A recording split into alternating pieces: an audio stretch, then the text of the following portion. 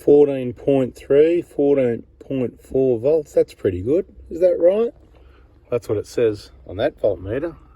That's what it says on this voltmeter. For those people that have been following our fridge battery solar playlists and videos, a little bit more information on a system that personally has worked better for me for years than some of the things we've tried recently. Once again, not really excited about DC chargers, and you might not be excited about a King's fridge, but I just thought we'll have the specifications out so you can have a look when the compressor's running. 3.7 amps, important information you might want to know. It weighs 20 kilos empty. But anyway, bit of info. Not recommending or not recommending these fridges. A lot of people have got them and they work really well for a lot of people, so I'll probably say they're not too bad. But if you need to be absolutely reliable, you know I do think Engels are the best. But this is more about the charging and the solar, and we're going to have a look at this little app here in a minute. But I just wanted to point out that while the Optima battery in the front of this vehicle, which you've seen already, the blue top 55 amp hour, and some quoted at 160 watt quality solar panel, supposedly made in the same factory as the Red Arc ones, are connected via this Red Arc 20 amp. That might be upside down, but you can work out what it is. I'm sure you can read some numbers off it if you're interested in one. I find this solar controller works much better than the DC charger ever did, because in no time the charging rate and the voltage would be dropped down and be sitting on 13.2 volts. See, this is moving around a little bit, so it changes when the sun goes in and out from behind the cloud, and it's got to take a few seconds to adjust. You can see it dropped like that because the cloud, so it's constantly adjusting. Generally it's staying up quite high, but every now and then, like now, what's happened is the compressor of the fridge has kicked in, so that's going to keep quite a bit of load on the battery. That's not really the battery voltage, because there's voltage drop between the front and the back of the vehicle, because we're running only a 50 amp wire, which should be massive, but I want to point out for you, so 12.5 it says here, but it's 12.74, 12.73 up the front. Really, that's what it really is. Okay, still got the solar, but the clouds come along, so we're not getting much out of that, and the compressor's kicked in. But anyway, preliminary findings. But once again, let's have a look at the info on the data here, because you know the data doesn't lie. If the solar panel was on the roof of the vehicle permanently mounted, as we demonstrated, when it started charging, the voltage would charge a little bit higher for a while. Doesn't matter if we were driving as well. And before long, with that, even the Red Arc DC charger, we were back down to about 13.2 volts, even though we know the battery had been drained really hard the night before or the day before, whatever, where we know it's going to take hours of charging more around 14 volts to be able to get that battery back to where a good state of charge. This one here, let's have a look. So let's just have a look at today at the moment. You can see the line, so take note, 13 volts, 15 volts. So over here you can see, let's have a look a bit around about what that area there is. Right, so we just touch it there and it'll tell us. Once again, 14.3, we already knew that. Okay, so we've got the solar can plug in at the battery, but at the moment I've just got it plugged in on this lead on a double adapter. Anderson plug, bang, into that is the fridge and the solar going in. So it's kind of like the fridge is running off that, but not really. It's running off the battery, and there's further distance, so this isn't necessarily ideal, but even a non-ideal situation, you can see how good and consistent it's working. Now let me just move this line a little bit to give you a bit more of a, if I can get my finger on it and get it to work. Here we go, hang on. A little bit difficult to do sometimes, right?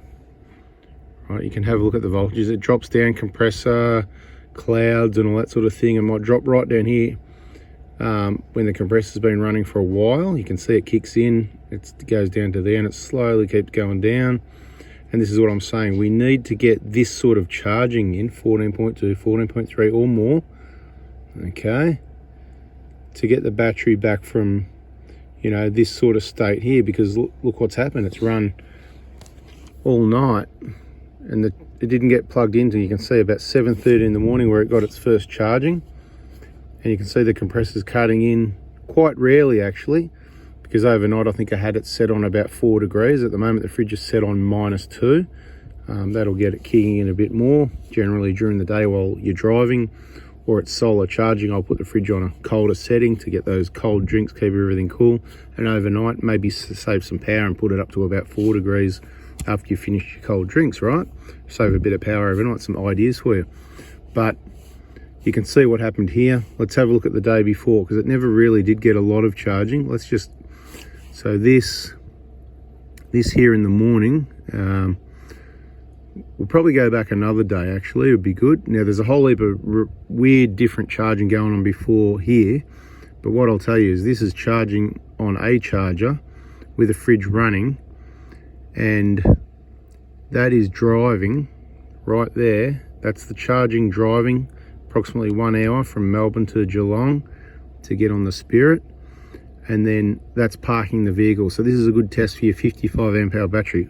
What's really going to happen if you don't drive it for about a day, and I'll show you exactly what's happened, right? So just before 8 a.m. switched off, and then the work downwards on the battery, remembering things like this voltmeter and the USBs in the car and the other voltmeters and things, they all draw a little bit of power as well, and it's more than you think. It adds up. Added together a little bit substantial. So what's going on, you can see the compressor because I've turned the fridge down probably, I don't know, 2 degrees, 4 degrees. So it hasn't kicked in for a bit. Every one of these will be the compressor kicking in. So what I've noticed with the King's fridge, what it does, it kicks in less often, but it runs for longer. That's why you're seeing a different pattern there compared to, you'll see some different patterns with our angles and stuff we've shown. Again, check the playlist, fridge, battery, solar. I'll try and wrap this one up quickly, right? So by the looks of it, to me, that went 9, 10, 11. It wasn't bloody midday before the compressor kicked in again, by the looks of it. That's what we're looking at, isn't it? And then it's like hours in between, but it's still see it slowly going down even in between. Like I said, these other accessories, they do suck these batteries down. So if you haven't even got your fridge in or on, don't be surprised if this sort of thing happens. Right now you can see 19 after 7. 19 means on this maybe the time's wrong, doesn't matter, but you can see that's where I've started the car. So we've been on the boat all day, 8 till 5 or 6 or whatever, at 19, whatever's that in 24 hour time. Yeah, it's about 7 o'clock, right? Bit after 7. Start the engine, and you can see very short period of time the engine ran and gave it, it did give it 13 point, and there's going to be a whole video on that, 13.8, and that's about to get better. We've done a video on it before and we're going to do it again. But the point is it only got driven for about 5 minutes, 10 minutes maybe, and then it was all a downhill run again from there. And then we're back to over the next day, same thing, downhill all morning until we got in the vehicle again. Bit of a late start, 8:30. That little drive there, that was just to Woolworths to grab a few things, and then our trip began. And from there to there is our day, sort of 9 a.m, 8 or 9 a.m. till about 4 p.m. by the looks of it. The Bellingham to Bridport beach run, vehicle on and off a bit, some lunch stops and chit chat and a bit of driving there. And then it was all downhill all afternoon and all night from then. You can see the compressor kicking in a lot when I had it on cooler, and then at this point maybe that's where I said, okay, I'm just going to set it on about 4 degrees again and just let it drop a little bit, and again save the battery, which worked pretty well. I think this morning the battery was on I can't remember. Do we have to go to the next day for that? We'll do that. So we'll get back to the present day, that would mean. So the battery was on at what time? At about 7, the battery, well, under compressor running, 11.98 this says, but it was on about 12.2 before the compressor cuts in. So getting quite low because it's been sitting all night. The fridge has been kicking in every now and runs for a fair while. You can see that it goes for, I could work out the minutes, but it doesn't really matter. The King's fridge setup quite different to how the other ones, you know, this one's kicking in less often but running for longer and using more amps by the looks of it. So giving the battery a bit more of a hard time. Pretty sure my angle comes down to about 2.5 amps, which is substantially less than 3.7 if that's right, but this is going by specification, and on the angle I've actually measured it You know, it kicks in, it might hit 4 or something like that, but then it slowly comes back down again, where this would be the same. My main point of this video is, once again, 14.4, 14.3. We've constantly got a good voltage, and that would be a good amount of charge, amps, watts, whatever you want to call it. You can't have a low voltage and a high amount of amps going through, and you can't have a high voltage with no amps going through, right? So it's just how it's going to be. This thing, cheaper, reliable. These things, more universal. The sun's not even shining at the moment. You can see it's gone behind a cloud, right? But simple, universal. I can plug this in at the front of the car, the back of the car. I can run extension leads to it. I can hang it up on the side of the car with the hooks on the side. Much more universal than parking your car in the sun the whole time with that solar panel on the roof the whole time, which would probably have the DC charger, which what I've found is it's not as good for solar charging, and it's not as good as when the engine's running. So let's go back and have a look at the engine running. Wrong button, okay. I need to press that one. What I wanted to look at was engine running voltage. So for example, yesterday's run. So instead of going to a higher voltage and then dropping down to 13.2 like the DC did, you can see here when it's running 13.6, 13.7, that sort of voltage. Engine off, no problem. Engine on again, 13.6, 13.7.